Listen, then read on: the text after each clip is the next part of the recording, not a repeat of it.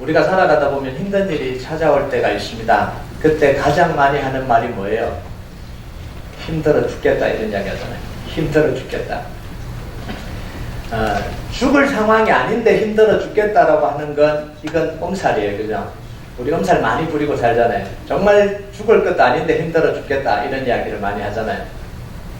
그런데 정말 죽을 상황이 돼서 힘들어 죽겠다는 건 죽을 만큼 힘들다라는 절규입니다.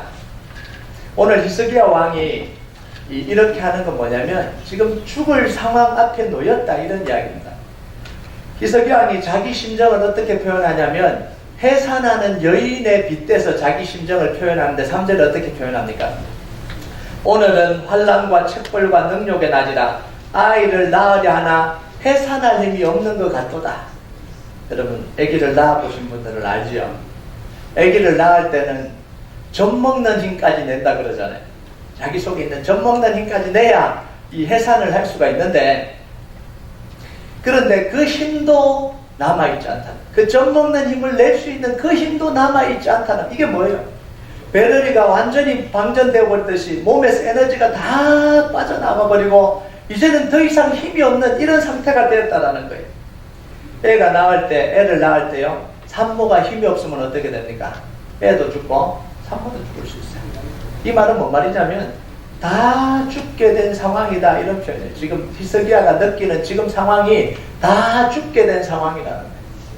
여러분 히스기야가 당한 상황이 얼마나 힘들길래 이런 정말 심각한 절규를 내뱉어요? 지금이 언제냐면 히스기야 왕이 이 왕으로 즉위한 지 14년째 되는 해입니다. 왕으로 통치하고 14년째 되는 해에 아수르 왕 사네립이 군대를 이끌고 총 공격을 해왔습니다. 전쟁을 했는데 이 게임이 안 되잖아요. 지금 도시와 성벽들은 다 무너졌어요. 유다 땅에 있는 이 대단한 성들은 다 무너졌어요. 유일하게 남은 게 뭐냐면 수도에 있는 예루살렘 성이에요. 예루살렘이 하나만 딱 남은 거예요. 그 여기를 다 몇 겹으로 포위해서 지금 당장 무너뜨리기로 지금 달려들고 있는데요. 히스기야가 협상 사절단을 내보냈습니다. 그 상황에서 원하는 것 다 줄 테니까 제발 그냥 돌아가 달라고 했어요. 돈이라면 돈을 주고 뭐라면 다 줄 테니까 이 나라에 있는 돈을 다 끌고서라도 줄 테니까 제발 그냥 돌아가 달라고 그랬어요. 그러니까 이 아수르 왕이 뭐라 그러냐면 못 돌아가겠다는 거예요. 나는 예루살렘 성전을 무너뜨리고 예루살렘 성을 무너뜨리고 다 포로로 잡아갈 때까지는 절대로 돌아가지 않겠다는 거예요. 그러니까 빨리 성문을 열고 그냥 포로로 잡혀가는 길밖에는 다른 선택이 없다 이러고 있는 거예요. 여기서 우리가 조금 봐야 될게요. 히스기야 왕이 왜 이런 위기를 만나게 됐을까요? 왜 이런 위기를 겪게 됐을까요? 히스기야는 유다 왕들 중에도 몇 안 되는 신실한 왕입니다. 이 북왕국 왕들은 그냥 다 악한 왕들이고요. 이 남왕국 왕들 중에도 신실한 왕이 몇 명 안 되는데 그 중에 신실한 왕, 다윗과 비견될 수 있는 신실한 왕입니다. 방치되었던 예루살렘 성전을 싹 청소하고 다 보수하고 다시 제대로 된 예배를 드리기 시작했습니다. 제사를 제대로 드리기 시작했어요. 우상 숭배를 금지시켰고요. 산당들을 싹 없애고요. 오직 하나님만 섬기겠다고 결단하고 14년 살아온 겁니다. 주변 강대국을 의지하지 않고 하나님만 의지하고 왔습니다. 한마디로 말하면 주변 상황이 어렵고 힘든데도 불구하고 하나님만 의지하겠다고 결단하고 살아온 게 히스기야의 삶입니다. 여러분 이전 왕들은 다 우상 숭배했어요. 그런데 자기는 그거 다 치워버리고 하나님만 섬기겠다. 자, 그런데 14년 동안 오로지 믿음으로 달려온 결과가 뭐예요? 죽을 상황. 하나님을 믿고 하나님만 의지하고 14년을 달려왔는데 그 결과가 뭐냐면 다 죽을 상황이 닥친 거예요. 여러분 어떻겠습니까? 이런 상황이라면 내가 믿고 달려왔는데 믿음 결과가 이거예요. 믿음 결과가. 여러분 한 번이라도 믿음으로 살기로 결단해 본 사람이라면요 이 상황이 뭔지를 이해를 합니다. 정말 어렵지만 믿음으로 살려고 기도하고 하나님을 따르겠다고 결단하고 믿음으로 달려왔는데 내 앞에 놓여있는 내 인생의 성적표가 초라하게 느껴질 때가 있지 않습니까? 나의 에너지를 다 쏟아붓고 정성을 다 들여서 하나님을 위해서 사람들을 섬기고 사람 키우려고 그렇게 믿음으로 살았는데 돌아오는 건 실망과 배신물. 내가 이 꼴을 당하려고 10년 동안 내가 기도하면서 이렇게 했나? 사람에 대한 철저한 실망과 배신물. 내가 하나님을 정말 진실하게 섬기고 봉사하고 살았는데 하나님을 위해서 하는 것을 드리고 그랬는데 나에게 남은 건 나는 더 비참해지고 더 가난해지고 더 불행한 것 같은 이런 상황에 놓일 때 내가 한 게 뭔가? 이런 생각이 들어요. 그때 우리는요 하나님께 왜? 라는 질문을 던지게 됩니다. Why me? 하나님 왜 저예요? 왜 하나님 나에게 이런 일이 있게 하시는 거예요? 왜 하나님 나에게 이렇게 힘들게 하시는 거예요? 내가 한 건 하나님을 믿은 것밖에 없잖아요. 그런데 결과가 왜 이렇게 초라합니까? 히스기야 왕은 14년이에요. 14년을 믿음으로 달려왔는데 앞에 놓인 이게 죽음이라는 게 이게 말이 됩니까? 여러분 마치 엘리야처럼 지금 부러졌잖아요. 하나님을 위해서 열심히 달려왔고요. 하나님을 위해서 그렇게 살았는데 다 죽고 하나님 섬긴 사람 다 죽고 아합과 이세벨이 나까지 죽이려고 하는데 주님 차라리 나를 죽여주십시오. 이 꼴을 보느니 차라리 내가 죽는 게 낫습니다. 이 고백을 한 거잖아요. 14년을 오로지 믿음으로 달려온 히스기야에게 이 오늘 본문의 랍사게는요, 이 랍사게는 누구냐면 사내리 왕의 신하예요. 군대 장관이에요. 조롱의 말을 쏟아붓습니다. 막 조롱하는 거예요. 네가 믿은 게 뭐냐? 이렇게 막 쏟아붓는 거예요. 보세요. 우리 34장 4절을 한번 볼까요? 띄워주시니까 제가 읽을게요. 랍사게가 그들에게 이르되 이제 히스기야에게 말하라. 대왕 아수르 왕이 이같이 말씀하시기를 내가 믿는 바 그 믿는 것이 무엇이냐? 자, 여기서 보면요, 내가 믿는 바 그 믿는 것이 무엇이냐? 이건 질문이 아니에요. 조롱입니다. 무시하고 조롱하는 거예요. 이게 무슨 이야기냐면 다 죽을 상황에서 너 뭐 믿고 있냐라는 거예요. 그 믿고 있는 게 뭐냐는 거예요. 이게 성들이 다 무너졌고 예루살렘이 이제 고작 하나 남았는데 뭐 믿고 그렇게 있냐라는 거예요.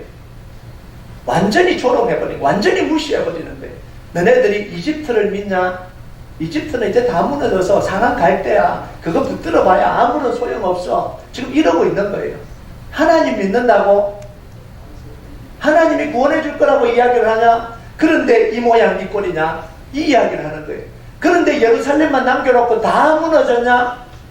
또 뭐라고 이야기를 하냐면요, 아수르 왕이 공격해서 못 무너뜨린 나라가 어디냐? 이렇게 조롱을 하는 거예요. 여기 보면요, 나라들의 이름들 되잖아. 하맛과 아르밧이 구원받았냐? 스발와임이 구원받았냐? 자, 그러면 좋다. 사마리아는 하나님을 안 믿었냐? 북왕국 이스라엘 사마리아 아닙니까? 그런데 무너졌잖아. 그런데 하나님이 구원해 주신다고? 이 상황에도 그런 이야기 할 수 있냐? 그런 조롱을 지금 내뱉고 있는 거예요. 하나님이 건져주신다는 그 허황된 소리 듣지 말라는 거예요. 아수르 왕이 대놓고 욕보이고 대놓고 조롱하고 있는 거예요. 이때 히스기야의 마음이 어떻겠어요? 우리 죄 하나님의 샬롬이라는 책에 보면요, 호네밀리우스 플랜팅가 주니어가 이 책을 썼는데요, 거기에 조롱에 대해서 이렇게 썼습니다. 심각하게 썼어요. 제가 읽어드릴게요. 조롱은 인간의 존엄성을 갈갈이 조각내고 그리하여 특별히 파괴적인 방법으로 그 피해자를 약탈하려고 한다. 따라서 나치 군대가, 이 독일 나치 군대가 조롱이라는 방법을 쓴 것은 자신들의 재미를 위해서뿐만 아니라 피해자의 사기를 끊기 위해서이기도 했다. 나치는 가장 악마적인 모습으로 사람의 몸뿐만 아니라 영혼까지 죽이려고 했고, 영혼을 죽일 뿐만 아니라 부패시켜서 그 영혼이 스스로 비난하고 스스로 죽이게 만들려고 했다. 이게 조롱의 이 잔악함이에요. 여러분, 이 조롱은 단순한 비웃음이 아니에요. 그 조롱을 듣는 사람은 자기 존엄성이 조각나는 거예요. 자기의 사기가 다 꺾여버리는 거예요. 그래서 자기 몸뿐만 아니라 자기 영혼까지도 파괴되어버리는 게 이게 조롱이에요. 그래서 예수님이 조롱당하셨잖아요. 십자가 지러 가실 때 이 로마의 군인들에게 조롱당하셨어요. 그때 예수님이 얼마나 비참하게 느끼.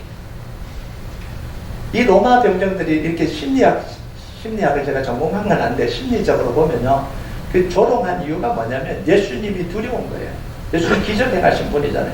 하나님 아들이라 그러는데 끌려왔는데 두렵잖아요. 그러니까 조롱을 해서 완전히 사기를 꺾어버리려고 그래요. 스스로 무너지게 만들려고 그러는 거예요. 여러분, 고위직에 있는 사람들이요, 죄를 범해서 검찰에 불려가면요, 이 조롱을 당합니다. 아주 말단 직원이 와서 막말을 해대고요, 인격 모독을 합니다. 그러면 이 사람은 참지를 못하는 거예요. 그러니까 극단적인 선택을 하잖아요. 무너져 버리잖아요. 우리가 심심치 않게 자살을 한다든가 검찰 조사 받고 와서 자살을 한다, 이런 느낌이, 이런 기사들을 접하잖아요. 왜 그래요? 조롱을 당했거든요.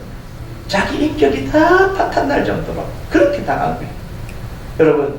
여러분이요, 지금 이제 할머니 할아버지가 됐는데 여러분의 자녀 손자가요, 이런 조롱을 한다고 한번 생각을 해보세요. 그냥 그건 아니에요. 인생이 그냥 망가지는 것 같아요. 대놓고 막말을 하고요, 조롱을 하면요, 인생이 파탄나는, 이게 조롱이에요. 지금 상황은요, 히스기야 왕이 14년의 믿음이 심각하게 도전받고 있는 상황이에요.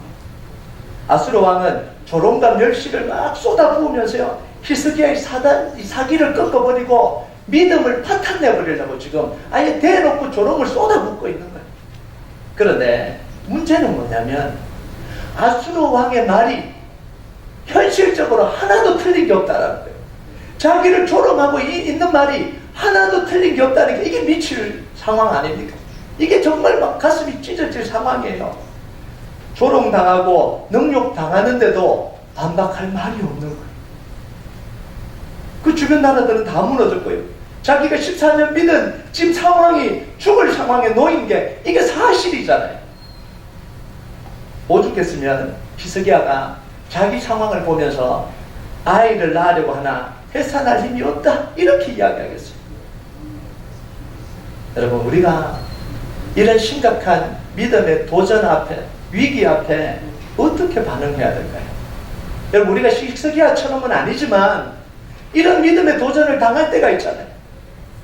내가 10년, 20년 믿은 결과가 이거야. 내가 이렇게 노력한 결과가 이거야. 나 이거밖에 안 되는 거야. 이런, 내가 더 이상 믿어야 돼. 왜 안 변해?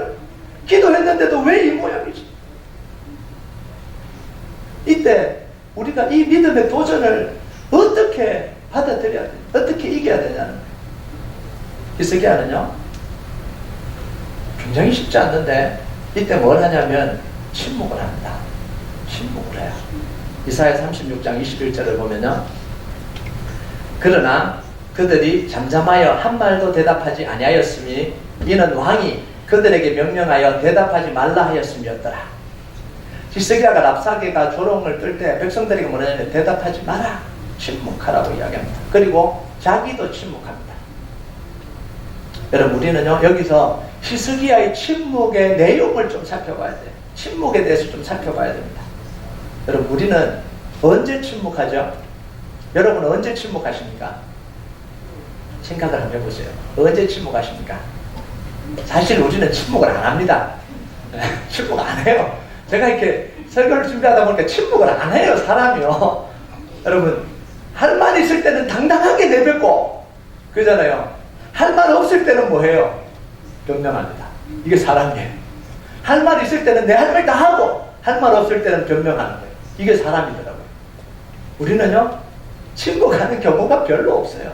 그런데 이 신앙은 어디서부터 출발하냐면 침묵하는 것에서부터 출발하더라고요. 우리의 영성은 어디서 나오냐면 침묵으로부터 나오는 거예요. 이 사김의 기도라는 책을 쓴 이 책에 보면 진정한 기도는 하나님 앞에서 침묵하면서부터 시작된다는 거예요. 이 침묵이 왜 침묵을 하냐면 기도를 안 한다라는 이야기가 아니라 하나님 이거 해주세요, 저거 해주세요, 이거 해주세요 하다 보니까 이게 아니라는 걸 깨닫고 나서 아무것도 할 말이 없는 거예요. 아, 기도가 그런 게 아니구나. 깨닫고 나서 하나님 앞에 아무 말도 할 수 없는 그런 상태가 되는 거예요. 주님이 말씀하십시오. 이 침묵이라는 거예요. 여러분, 조롱을 이기는 길이 어디서 나오냐면 침묵에서 나옵니다. 대답한다고 항변한다고 조롱을 이길 수 있는 게 아니에요. 조롱은 침묵을 통해서 이깁니다. 여러분, 정말 랍사게가 지금 떠드는 말이 의의가 없잖아요. 의의가 없어요. 그 이야기를 들으면 속에서 우라통이 치밀어 오릅니다. 지금 변명하고 항변할 말들이 히스기야의 입에서 막 터져 나오려고 그래요. 그런데 침묵했습니다. 여러분, 왜 그럴까요? 할 말이 없어서 침묵한 게 아닙니다. 변명할 수 없어서 침묵한 게 아니에요.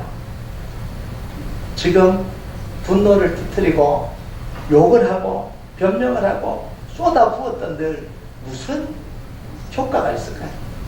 히스기야가 침묵했던 이유는 뭐냐면 하나님이 아직 할 말을 안 주셨기 때문에 침묵하는 거예요.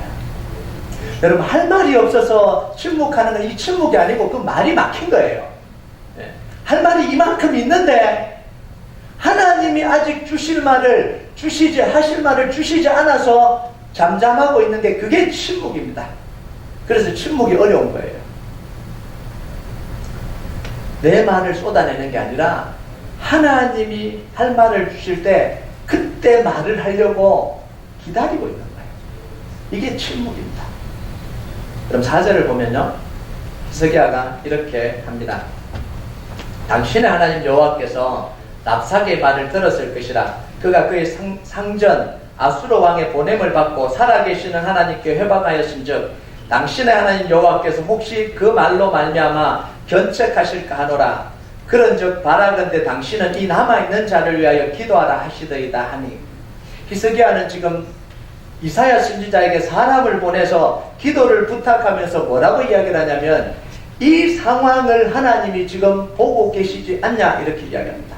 지금 하나님을 모욕하고 있는 이 말을 하나님이 듣고 계시지 않냐라는 거예요. 그러면서 뭐라고 이야기합니까? 하나님이 분명히 이 아수르 군대가 망령된 말을 하는데 견책할 말이 있을 것이다 이렇게 이야기하잖아요. 그 이야기를 나에게 들려달라. 그 이야기를 그때까지 침묵하겠다는 거예요. 여러분, 그러자 하나님 뭐라고 이야기해 주십니까? 6절과 7절에 그게요. 우리 같이 한번 읽어볼까요? 6절과 7절 시작.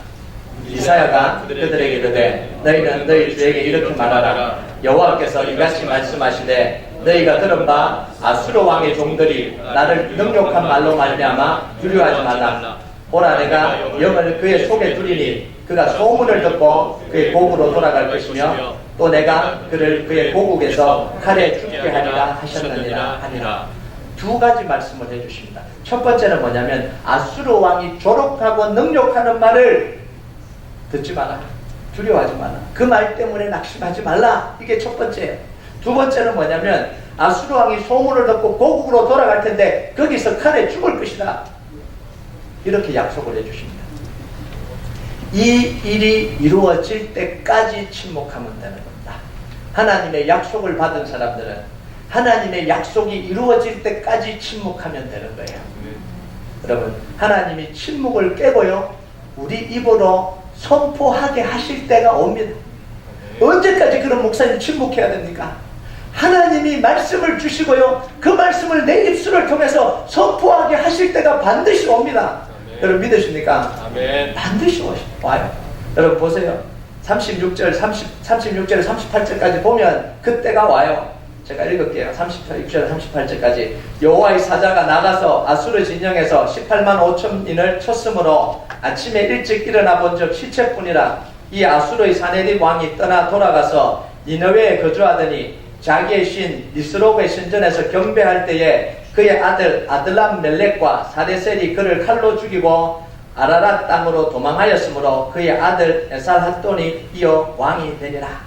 하나님 말씀하신 대로 예루살렘은 쳐보지도 못하고 건드리지도 못하고 고국으로 돌아갑니다. 고국으로 돌아가서 자기 아들들한테 암살당해서 죽습니다. 그리고 자기 아들 중에 한 명이 자기를 이어서 왕이 됩니다. 그때부터 아수르는 내리막길을 걷기 시작해서 역사 속으로 사라져버립니다. 그 강대국이. 그러면서 다시 바벨론이 일어나기 시작하죠. 지금은 다 죽을 것 같은데, 지금 당장 이 아수르가 이 예루살렘을 다 무너뜨릴 것 같은데 하나님의 약속은 그게 아니었다는 거예요. 소문을 듣고 돌아가서 죽을 때가 온다. 그때 이때 이사야가 말을 할 때입니다. 하나님을 찬양하고 하나님을 높이고 하나님의 이름을 선포할 때가 온다라는 거예요. 지금은 아니에요. 하나님이 그걸 주실 때가 온다라는 거예요. 그때까지 침묵하는 거예요. 여러분, 예수님은요 빌라도의 조롱 섞인 신문에 침묵하셨습니다. 잠잠하셨다 이렇게 이야기합니다. 어떤 질문을 해도 침묵하셨어요. 하나님의 아들이라면 십자가에서 내려오라는 이 사람들의 조롱에도 침묵하셨습니다. 침을 뱉고 채찍을 치고 조롱을 하는데도 침묵하셨습니다. 할 말이 없어서가 아니라 하나님이 아직 할 말을 주시지 않았기 때문에 그렇습니다. 예수님이 말씀하실 때가 옵니다. 무덤이 열리고 죽음에서 부활하고 난 뒤에 그때 하나님이 예수님이 선포하고 말씀하실 때가 오는 거예요. 그때까지 예수님은 침묵하실 거예요. 여러분, 우리가 하나님의 약속을 붙들고 살다 보면요 침묵할 때가 많습니다. 침묵해야 될 때가 많습니다. 여러분 그러지 않아요? 하나님을 믿는다고 되냐? 하나님께 기도하고 있는데 상황이 왜 이렇게 안 좋냐? 여러분 그런 소리 들어보셨습니까? 지금까지 실컷 기도했는데도 응답 없잖아. 그런데 뭐 또 기도한다 그러냐? 됐으면 벌써 됐겠지. 10년을 기도해도 안 되는데 또 기도한다 그러냐? 때리쳐라. 때리쳐라. 그런 이야기를 우리가 약속을 믿고 살아갈 때요 수십 번 들어야 되는 이야기가 바로 그런 이야기입니다. 그때 우리는 침묵할 수밖에 없어요. 할 말이 없어서가 아니라 아직 하나님이 할 말을 안 주셨기 때문에 그런 거예요. 지금 말해봐야 못 알아들으니까 그런 거예요. 못 알아들으니까. 하나님 아니야, 하나님 역사하실 거야. 못 알아들어요. 뭣도 이상한 소리 하냐고. 그러면 10년 기도한 건 헛거냐고. 그렇게 이야기하잖아요. 하나님 분명히 하나님 때 일하실 거라 그러면 못 알아들어요. 더 조롱하잖아요. 그러니까 침묵할 수밖에 없는 거예요. 하나님이 말씀하게 하실 때가 있어요. 하나님 제가 말할 수 있는 때가 오게 해주십시오라고 기도하는 거예요. 그게 약속을 가진 사람들의 그 기도예요. 할 말이 없어서가 아니라 하나님이 할 말을 주실 때까지 기도하며 기다리는 거예요. 하나님은 반드시 침묵을 깨고 말씀하게 하시는 그 순간을 우리에게 허락하십니다. 이게 믿음이에요. 여러분 히스기야가 아수르 왕과 신하들의 이 조롱에 침묵하면서 했던 게 뭐예요? 그냥 침묵한 게 아니잖아요. 14절 15절을 보면요 히스기야가 그의 사자들의 손에서 글을 받아보고 여호와의 전에 올라가서 그 글을 여호와 앞에 펴놓고 여호와께 기도하여 이르되, 자 여기서 보면요 히스기야가 하나님 앞에 펴놓은 게 뭐죠? 아수르 왕이 보낸 조롱의 글이에요. 항복하라는 그런 협박의 글이에요. 그걸 펴놓고 하나님 앞에 기도했습니다. 왜 펴놓고 기도했을까요? 하나님 이거 보세요. 내용이 이겁니다. 하나님 이거 보세요. 펴놓고 기도하는 거예요. 여러분 조롱을 이기는 길이 뭔지 아십니까? 조롱을 이기는 길은요 그 조롱을 개인적으로 받아버리면 안 됩니다. 그 조롱이 개인적으로 받아버리면 내가 무너져요. 내가 깨져요. 나에게 상처가 돼요. 내가 무너지는 상황이 돼요. 그런데 그 조롱을 지금 히스기야는 뭘 하는 거예요? 하나님께 지금 전달하는 거예요. 개인적으로 받아버린 게 아니고 그 조롱을 하나님께 전달해요. 여러분 이메일 보내실 때 어떻게 합니까? 나한테 온 걸 보내려면 포워드 하잖아요. 누구한테 포워드를 하잖아요. 그것처럼 이걸 개인적으로 받아버리지 말고 이메일을 포워드 하듯이 하나님께 포워드를 지금 전달해드리는 거예요. 여러분 사무엘이요 평생 사사로 살았습니다. 사무엘처럼 사사 일을 잘한 사람이 아무도 없습니다. 그런데 사무엘이 나이 들고 이제 은퇴를 하니까 이스라엘 백성들이 사무엘이 필요 없다 그랬습니다. 당신도 필요 없고 당신의 아들들도 필요 없습니다. 우리에게 왕을 세워달라고 그랬어요. 사무엘이 얼마나 상처가 됐겠습니까? 평생 자기 혼신의 힘을 다해서 이스라엘 백성들을 섬겼는데 이제 나이가 늙었다고요. 나이가 늙을 때 그럼 얼마나 서럽습니까? 그죠? 그런 일이 일어나면 안 됩니다. 그런데 이제는 쓸모없다고요. 이제는 못 다스립니다. 당신의 아들들도 우리 못 다스립니다. 새로운 왕을 세워주십시오. 그러니까 이 사무엘이 상처가 됐어요. 하나님 앞에 가서 그럽니다. 하나님 저도 보십시오. 어떻게 이럴 수가 있습니까? 그러니까 하나님께 뭐라고 이야기합니까? 이스라엘 백성들이 너를 버린 게 아니고 나를 버려서 내가 이스라엘의 왕이 되지 못하겠다. 이렇게 이야기하십니다. 하나님. 네 개인적으로 받아버리지 말라. 네 개인에게 하는 게 아니라는 거예요. 나에게 대해서 하는 거라는, 하나님께 대해서 하는 거라는 거예요. 여러분, 여러분에게 오는 공격은, 조롱은 여러분을 공격하는 게 아니라 여러분의 믿음을 공격하는 거예요. 하나님을 공격하는 거예요. 여러분이 믿는 하나님을 공격하는 거예요. 그때는 개인적으로 받아버리면 안 됩니다. 하나님께 돌려드려요. 하나님, 이런 공격이 옵니다. 그런데 주의할 게 있습니다. 내가 잘못한 것에서 고치라 그런 걸 하나님 받으십시오. 이러면 안 돼요. 그건 내가 받아야 되는 거고요. 조롱과 비판, 조롱과 이런 것들은 내가 받아야 될 게 아니에요. 책망하는 건 내가 들어야 되는 거예요. 내가 잘못했으면 책망을 들어야 되는 거예요. 당연한 거예요. 그런 거 이야기하는 게 아니에요. 여러분, 히스기야는요, 이때 사람들에게는 침묵하고 하나님께는 입을 열었습니다. 17절을 보면요, 여호와여 귀를 기울여 들으시옵소서. 여호와여 눈을 뜨고 보시옵소서. 사내립이 사람을 보내서 살아계시는 하나님을 회방한 모든 말을 들으시옵소서. 여기서 히스기야는 지금 다급한 심정으로 애타는 절규로 주님 하나님 앞에 기도하는 거예요. 아수르 왕을 향해서는 단 한마디도 쏟아붓지 않았는데 하나님을 향해서는 창자가 끊어질 정도로 지금 절규하고 있는 거예요. 이건요, 믿음의 사람들은 다 이렇게 했습니다. 다윗도 마찬가지예요. 시편 42편 2절을 보면요, 뭐라고 이야기합니까? 사람들이 종일 내게 하는 말이 내 하나님이 어디 있느냐 하오니 내 눈물이 주야로 내 음식이 되었더라. 다윗의 사는 꼴을 보고 네 하나님이 어디 있냐? 네가 하나님 있으면 그 꼴로 살아가냐? 맨날 도망치면서 살아가냐? 그렇게 비참하게 사냐? 그러니까 이 다윗이요, 너무너무 마음이 아프죠. 내가 하나님을 믿고 의지하고 있는데 하나님이 없다라고 그럽니다. 어떻게 합니까? 사람들이 내 꼴을 보고 하나님이 죽었다고 이야기합니다. 어떻게 해야 됩니까? 그 사람들을 향해 상근하지 않고 하나님께 향해서 입을 엽니다. 여러분, 하나님은요, 사람을 참 오묘하게 만드셨습니다. 우리 신체기관을 굉장히 오묘하게 만들었는데요, 하나의 문이 열리면 다른 문이 닫히게 되어 있습니다. 우리 신체기관은요, 동시에 열리지를 않아요. 무슨 이야기인지 아십니까? 입이 열리면 귀가 닫히게 되어 있어요. 그죠? 그렇지 않습니까? 자기 막 말하면 귀가 닫히잖아요. 네. 귀가 열리면 입이 닫힙니다. 동시에 열리질 않아요. 네. 이건 제가 확인을 안 한 건데 좀 지저분한 이야기인데, 혹시나 소변과 대변이 한꺼번에 나오십니까? 제가 아직 확인을 못했습니다.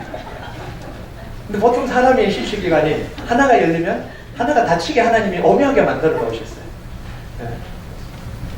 여러분, 하나님을 향해서 깊은 기도의 문이 열리면요, 사람을 향한 입이 닫혀버리게 됩니다. 진짜 깊은 기도를 하면요, 사람들에게 말을 하고 싶지가 않아요. 안 해야 된다 이게 아니라 하고 싶지가 않아요. 하고 싶지가 않아요.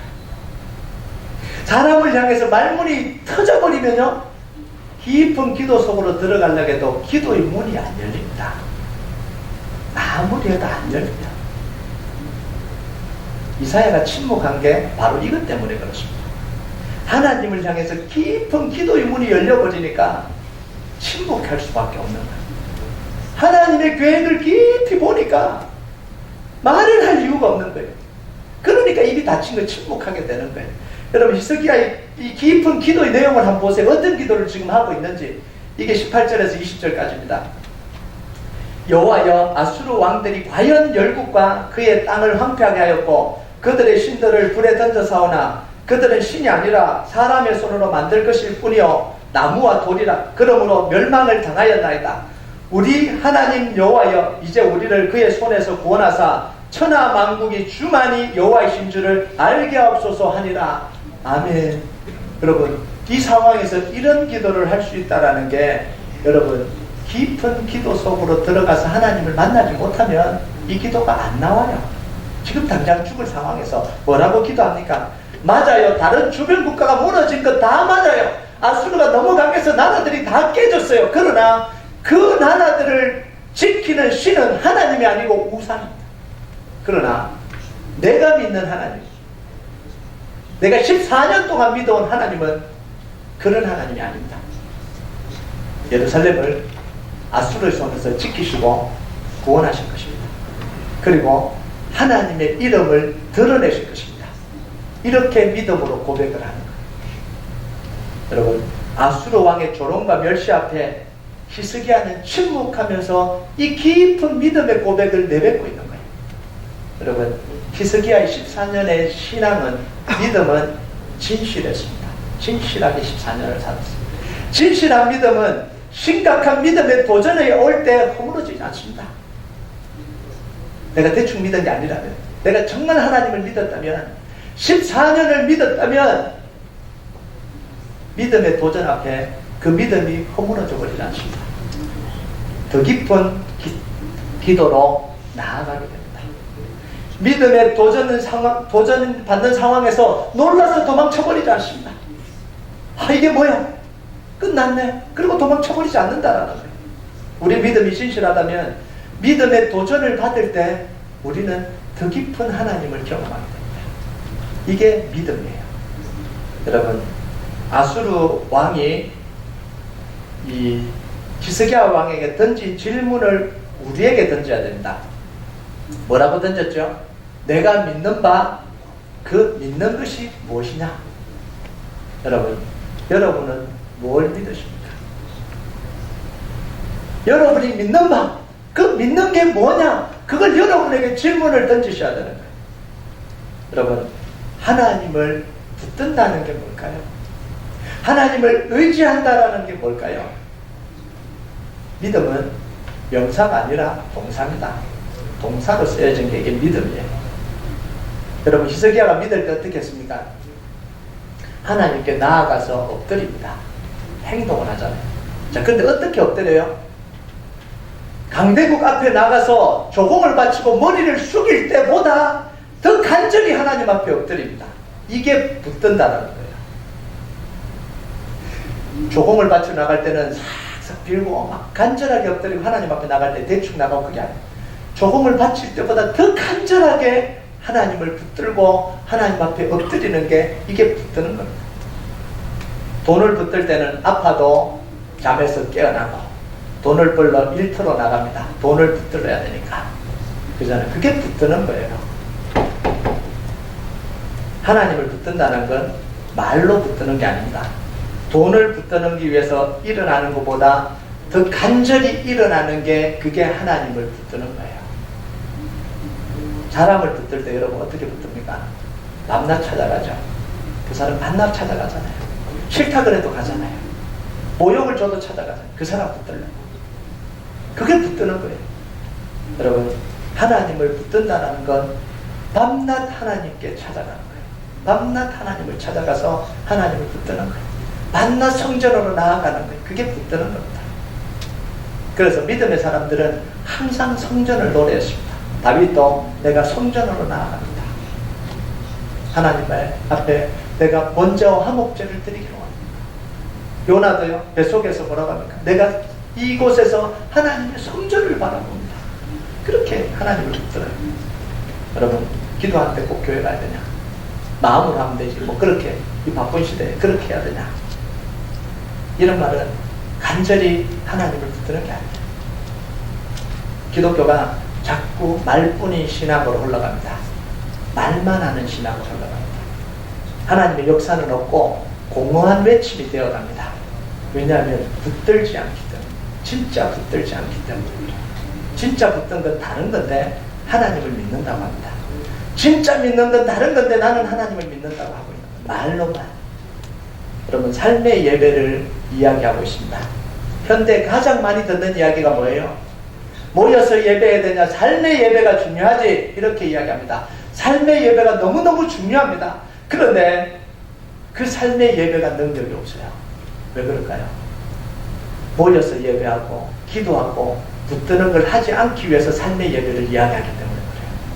정말 모여서 예배하고 기도하고 붙들고 난 뒤에 삶의 예배를 이야기한다면 그 삶 속에서 능력이 나타날 거예요. 그런데 이걸 하지 않기 위해서 삶의 예배를 이야기하고 있으면 그 속에는 아무런 힘도 없는 거예요. 여러분, 내가 돈을 붙들고 사람을 붙들고 즐거움을 붙드는 것보다 더 강력하게 붙드는 기도의 줄이 있어야 됩니다. 그게 하나님을 붙드는 거예요. 생각만으로 안 됩니다. 의지만으로 안 돼요. 왜 안 되는지 아십니까? 우리 생각과 의지도 부패하기 때문에 그래요. 내 생각과 의지가 말씀을 듣고 기도하지 않으면 어느 순간 부패해서 딴 생각을 하게 한다는 거예요. 내 속에서요. 그걸 누가 잡습니까? 아무도 못 잡아요. 그래서요, 실제로 성령의 능력을 더디고야 되는 거예요. 내가 더디고야 되는 거예요. 그 더딛는 시간이 뭐예요? 나에게 있냐라는 거예요. 그게 기도로 하나님 앞에 나아가서 엎드리고 실제적으로 하나님을 만나는 그 시간이잖아요. 하나님을 붙드는 시간이에요. 여러분, 이제는요, 여러분 실제로 기도하고 실제로 예배하고 실제로 말씀 묵상하고 그 시간을 여러분 가지면서요, 진짜 힘을 얻는 역사가 일어나기를 바랍니다. 아멘. 하나님으로부터 생각만 아니라 이 믿음의 도전이 찾아올 때 믿음의 생각을 할 수 있는 재료를 내 속에 넣어야 되잖아요. 채워야 되잖아요. 말씀으로 채우고 기도로 채우고 하나님의 은혜로 채워야 믿음의 도전이 올 때 다른 생각을 할 수 있는, 믿음의 생각을 할 수 있는 거예요. 여러분, 정말 여러분 속에 기도가 채워지고 말씀이 채워지고 은혜가 채워지는 역사가 일어나길 주님의 이름으로 축복합니다. 우리 같이 찬양하도록 하겠습니다. 우리 찬양하는데요, 오늘 이 찬양에 이 믿음 더욱 보세라. 주님 지켜주신다. 어두운 밤에도 주님이 밝은 빛 되어주시고 믿음의 도전받을 그때도 주님 우리를 지켜주시는 거예요. 주님의 뜻하신 일 우리가 해하기 어렵더라도 반드시 하나님은 우리를 인도하시고 세워주시는 분이에요. 그 시간 우리가 하나님 앞에 이 찬양을 찬양했으면 좋겠습니다.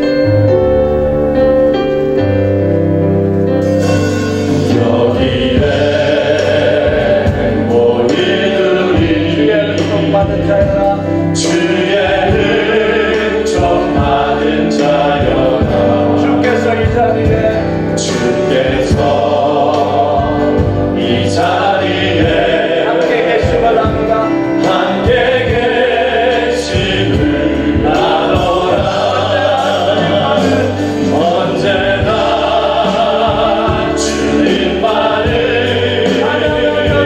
찬양하며 나아가리. 시험을 당할 때도 시험을 당할 때도 함께 계심을 믿노라.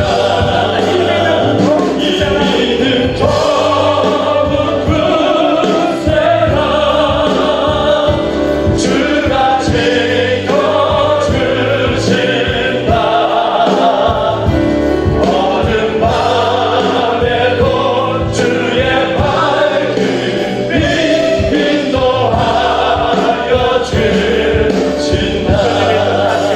우리가 해야 될 것을